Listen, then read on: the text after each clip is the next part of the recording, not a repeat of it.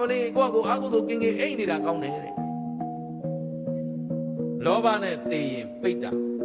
ဒေါသနဲ့သိရင်ငရဲဟုတ်ပြီနော်မောဟနဲ့သိရင်တိရစ္ဆာန်ဘဝရောက်ရင်ကြီးနိုင်ငယ်ညင်နိုင်ရစားတိရစ္ဆာန်တို့ရဲ့မောဟကိုကြည့်လိုက်သူတို့မှာ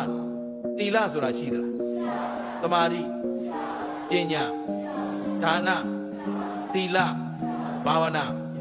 သူတို့အလုပ်ကဘာပဲရှိလို့အိစာကာမပြော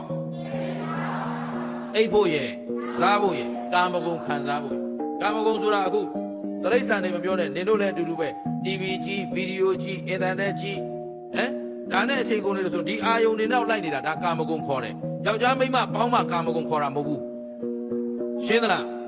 မျက်စိကအစင်းအာယုန်လေးနဲ့သာယာနေတယ်တရားထုတ်ဖို့မေ့နေတယ်ဒါလည်း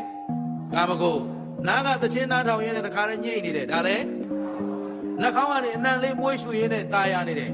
ကာမဂုဏ်အစားစားရင်းနဲ့အရသာခံနေတယ်ကာမဂုဏ်ရှင်းသလား